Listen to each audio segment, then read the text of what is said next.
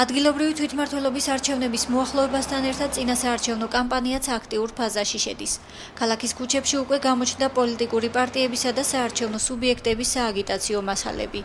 ბორჯომის მუნიციპალიტეტის საკრებულოს მიერ გამოყოფილი სპეციალური ადგილები საარჩევნო პლაკატების გასაკრავად წელსაც იგივე დარჩა.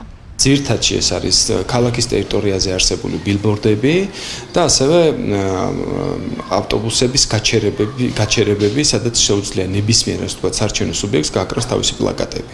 რაც შეეხება პლაკატების ასე ვთქვათ ისეთ ადგილებს, სადაც პლაკატების გაკვრა არ შეიძლება, ეს არის საკულტო ნაგებობები, ეს არის კერძო საკუთრებაში არსებული შენობა ნაგებობები, ეს არის პოლიციის შენობა, სასამართლოს შენობა და ასე შემდეგ.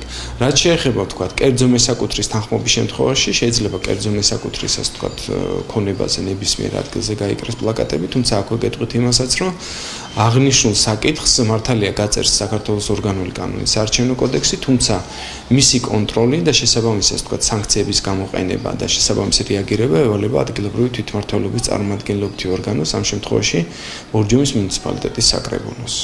საარჩევნო პლაკატებისთვის გამოყოფილ სპეციალურ ადგილებში ეს ტერიტორია არ არის შესული, თუმცა დღესდილით საარჩევნო პლაკატები ტელეკომპანია ბორჯომის ღობეებზე აღმოჩნდა.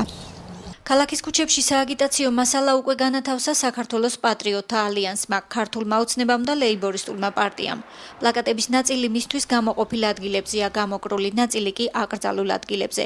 პოლიტიკური პარტიები შემდეგ კომენტარს აკეთებენ. ბავშვებმა, რომლებმაც შემოიტანეს სააგიტაციო მასალა, რამოდენიმე სურათი წაიღეს, რომ გავაკრავთო და მათ შეცდომით, რა თქმა უნდა, შეცდომა არის ეს, ყოველ შემთხვევაში დანაშაული არ არის, გავუკრიათ იმ ადგილზე, სადაც არ შეიძლება გაკვრა, ასეთი ადგილი არის შევამოწმე მე თვითონ ხიდი, სილამაზის ხიდი და აუცილებლად ჩვენს მიერ ეს პლაკატი ჩამოხსნილი იქნება. როგორც ჩანს, ბავშვები შეიყვანა შეცდომაში იმან, რომ იმ ადგილზე, სადაც გააკრეს ეს აგიტაციო მასალა, გაკრული იყო თავის დროზე პრეზიდენტობის მაშინდელი კანდიდატის ბატონი პრეზიდენტის მარგველაშვილის სურათი და იქავე გაუკრიათ. ამ ეტაპზე მხოლოდ ოფისის წინ სიმბოლურად გამოვაკარით ჩვენ რამოდენიმე ასე ვთქვათ შალვა ნათელაშვილის პლაკატი.